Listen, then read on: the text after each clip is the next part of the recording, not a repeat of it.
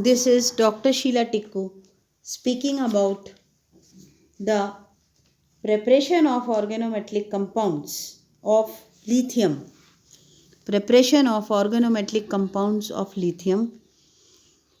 The preparation of organometallic compounds is usually done. ज़्यादातर इसको बनाया जाता है किस तरह से? इसके अंदर हम लिथियम के साथ में एल्काइल हैलाइड लेते हैं और एल्काइल हैलाइड के अंदर एल्काइल लिथियम कंपाउंड बनता है और लिथियम हैलाइड बनता है। तो जो आपका एल्काइल लिथियम है वो आपका बन जाता है ऑर्गेनोमेटलिक कंपाउंड।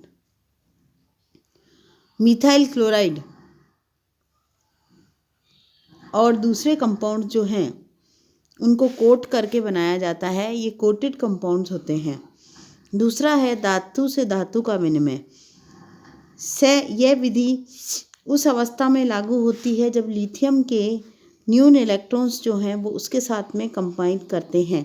इसके अंदर लिथियम के दो कंपाउंड्स को गर्म किया जाता है और जिसके अंदर के लिथियम और लिथियम एक दूसरे के साथ कंबाइन हो जाते हैं। तीसरा मेथड है धातु ओजोन विनिमय अभिक्रिया। इसके अंदर एल्काइल लिथियम और एल्काइल हैलाइड यानी दो एल्काइल्स को लिया जाता है, उनको कंबाइन करके लिथियम का कंपाउंड बनाया जा सकता है, यानी C2H6, C2H5, C2H6। इस तरह से दो कंपाउंड्स हैं जिनको हम अलग अलग अभिक्रिया से जोड़ के और जोड़ने के बाद हम लिथियम का कंपाउंड बना लेते हैं। धातु हाइड्रोजन विनिमय के द्वारा C6H5 lithium plus C6H5 C triple bond CH, इसमें से हाइड्रोजन का रिप्लेसमेंट होने के बाद एल्काइल लिथियम कंपाउंड बन जाता है। इनके गुण: क्रियाशीलता, कार्बन लिथियम यौगिक ज्वलनशील होते हैं। ग्रिग्नाक अभिकर्मों की तुलना में कार्बन लिथियम यौगिकों की अधिक क्रियाशील प्रवृत्ति का कारण सी लिथियम बंध है। सी लिथियम बंध के आयनिक गुण पाए जाते हैं, इसलिए ये अधिक क्रियाशील होता है।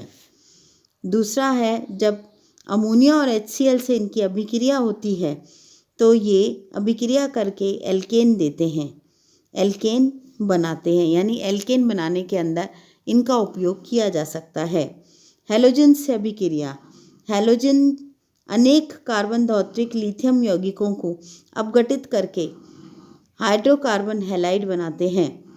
असंतृप्त यौगिकों से अभिक्रिया यानी अनसैचुरेटेड कंपाउंड्स के साथ अभिक्रिया करने में फटाफट लिथियम के अनसैचुरेटेड कंपाउंड्स बन जाते हैं।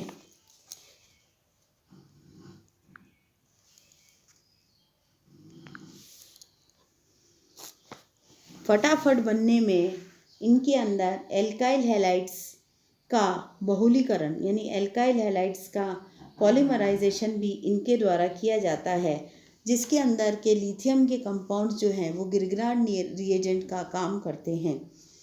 कार्बोनाइल यौगिकों से अभिक्रिया, कार्बोनाइल यौगिकों से अभिक्रिया में लिथियम के कंपाउंड्स अगर गिरग्राड रिएजेंट का काम करते हैं तो ये पहले स्टेप में प्राइमरी अल्कोहल देते हैं, फिर दूसरे स्टेप में सेकेंडरी अल्कोहल और तीसरे स्टेप में टर्शरी अल्कोहल बनाने के काम में आते हैं। इस तरह की अभिक्रियाएं जो होती हैं वो काफ़ी लंबी चलती हैं और लंबी चलने वाली अभिक्रियाओं में हम सबसे ज़्यादा पाते हैं कि ये जो टर्शरी अल्कोहल्स बनाते हैं, इनके टर्शरी अल्कोहल्स के अंदर सबसे आसान है इन कंपाउंड्स को बनाना। नेक्स्ट है कार्बन डाइऑक्साइड से अभिक्रिया। जब इनकी अभिक्रिया कार्बन डाइऑक्साइड से होती है तो ये खुद को रीअरेंज करके क्या बनाते हैं? कीटोन। पुनर्विन्यास अभिक्रिया यानी पुनर्विन्यास, इनको रिफ्लेक्स किया जाता है तो इनका पुनर्विन्यास हो जाता है, यानी कम स्थायी कार्बोनियन में से अधिक स्थायी कार्बोनियन में इनका पुनर्विन्यास हो जाता है। अन्य धातुओं के कार्बन धात्विक यौगिक बनाने के लिए इनको इस्तेमाल में लिया जाता है, जैसे बोरॉन, स्टेनस, इस तरह के यौगिकों के साथ इनका कॉम्बिनेशन रहता है और इनके कॉम्बिनेशन पे हम लोग इनकी अभिक्रिया बना देते हैं। अल्कोहल से अभिक्रिया करने पर ये क्या बनाते हैं? अल्कोहल से अभिक्रिया करने पर एल्केन्स की फॉर्मेशन होती है और एल्केन्स की फॉर्मेशन के बाद ये ग्रिग्नार्ड रिएजेंट के रूप में काम करने लग जाते हैं। एथिलीन ऑक्साइड से अभिक्रिया, एथिलीन ऑक्साइड से अभिक्रिया करने पर ये प्राइमरी अल्कोहल बनाते हैं। जटिल यौगिकों का संश्लेषण, जैसे जो यौगिक आसानी से नहीं संश्लेषित होते उनका ये संश्लेषण कर देते हैं। इसके बाद ये आता है मेटलेशन।